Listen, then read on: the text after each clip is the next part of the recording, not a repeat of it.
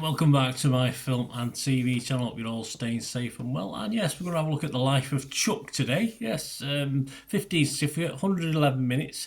111 minutes. It flew by for me. When it finished, I thought, is that it? I hadn't realised I'd watched almost 2 hours. But it's a fantasy drama film. That's a good thing, isn't it? If it flies by.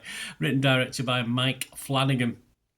Based on the novella of the same name by the wonderful Stephen King. Yes, I like most of his stuff. One or two things I've not liked over the years, but this was published back in 2020 in the compilation book If It Bleeds. I don't think I've read that one or caught up with that one.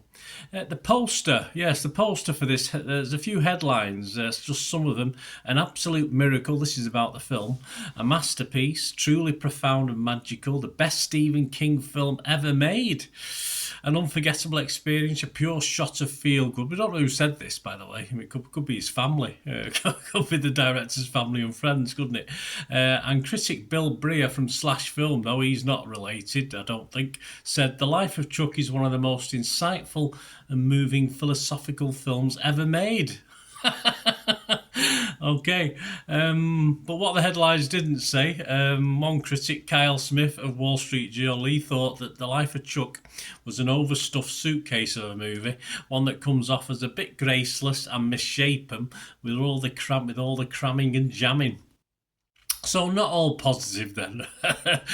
Which side do I come down on? Well, I think we'll get my feeling in a moment. This stars Tom Hiddleston, Joel Ejiofor, Karen Gillan, Mia Sara, Carl Lumbly, Benjamin Pajak, Jacob Tremblay and Mark Hamill. My apologies for any mispronunciations, guys. I do my best.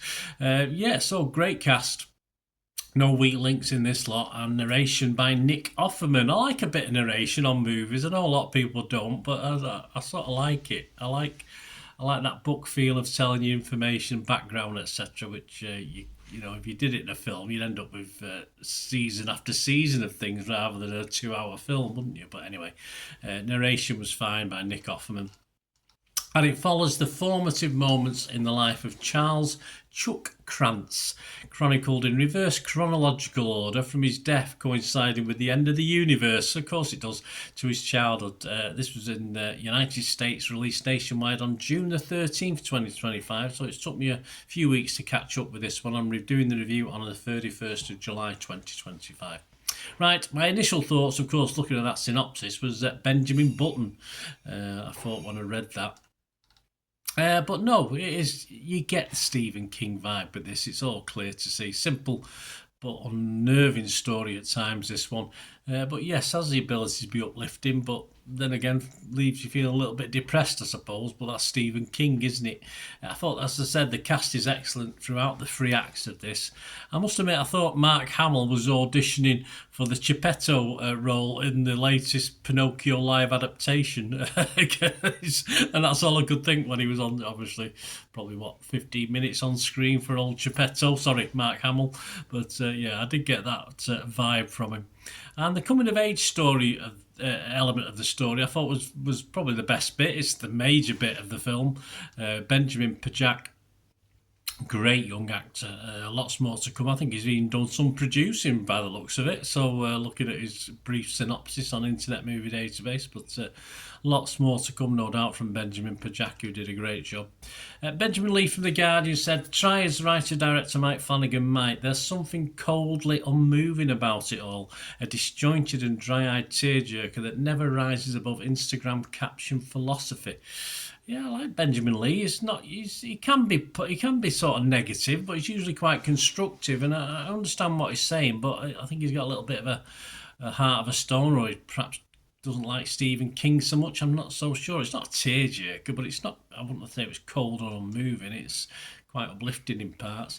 It is a little sad, of course it is, and at least for a few minutes after you've watched it, you sort of sit perhaps and appraise your own life, which if you read a book and this makes you think about yourself, helps. But then you just put the kettle on, have a cup of tea and check out what's out next to watch. So there you go. You think about it so I'm not going to get too down on it, but I think Benjamin's a little bit over the top there with that poor criticism. Richard Brody from the New Yorker said, "The life of Chuck confronts the mysteries of life and the universe and leaves no wonder at all." Well, it's not the answer. They're not trying to come up, was it 43, 42? I can't remember now the meaning of life, what the number was. But anyway, it's not there to do that. It's a Stephen King short novella adaptation. What does Richard Brody want? I'm not too sure. Some of these people who've been critical, I have no idea what they expected from this. But yeah, obviously it confronts. It doesn't tell us anything. It doesn't tell us anything about life and the universe. It's just a story. And it's about family, it's about growing up, and it's about death. Simple as that. So I don't know what Richard Brody wanted, really. There are positives, of course. There are. Audrey Fox from Looper website said it features an excellent ensemble cast who bring tremendous heart to each of their cinematic segments and represent Stephen King at his most sentimental and uncynical. Yes, well, if I read this, which I haven't, as I said, yeah, I would have liked this as a novella. I'll probably go back and read it one day. I just like this sort of stuff anyway, so it wasn't really going to fail with me.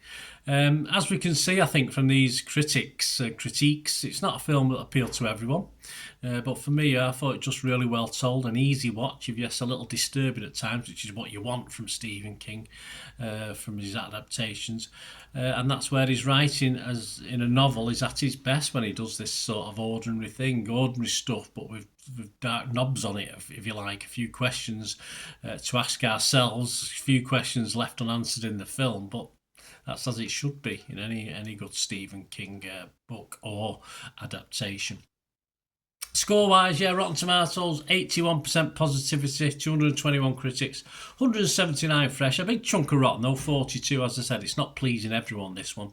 Made that 179 fresh, 180 with mine. The consensus of the website, showing a sweeter side of director Mike Flanagan's deeply felt emotional register. The Life of Chuck is a buoyant and often wonderful adaptation of one of Stephen King's more cosmically optimistic tales. Yes, I will go and read this. It makes me want to read it as well. Metacritic score this 67 out of 100 based on 39, 24 positive, 12 mixed, just 3 negative, so that's fine. Make that 24 positive with me, 25. Rotten Tomatoes audience 4.3 out of 5. Metacritic users 6.9 out of 10. All good. Internet Movie Database, over 11,000 scores and reviews as I'm doing this, and it's getting a healthy 7.6. So I can imagine this going 7 to 7.5 for the rest of its life, to be honest with you. Personally, yeah, not for everyone, as I said. I would recommend it if you like Stephen King style stuff. I'm going to give it a 7 out of 10. I think King readers will be happy with the adaptation.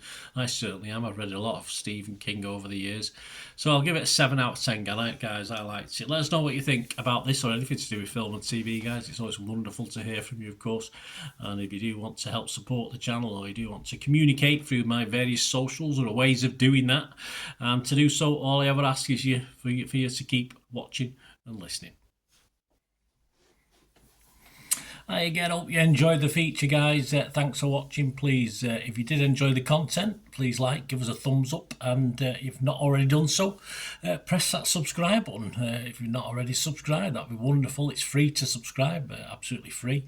Also, check out my social media links if you want to follow me on TikTok, Instagram, X, Facebook. They'll all be in the description below. And my special thanks to supporters of the channel, yes, Piat6505, who have an eBay shop selling film and TV memorabilia, including posters, books, magazines. There'll be a link again in the comments section. And if you're into your football, don't forget my football stuff on Manchester City, for general football fans, but mainly City fans, of course. Or if you know someone who might enjoy that, give them a kick in my direction. I'll be very, very grateful. And as ever, guys, comments on this feature is wonderful. Anything to do with film and TV is always very, very welcome. It's great to talk film and TV. I thank you guys for your support. Stay safe, everyone.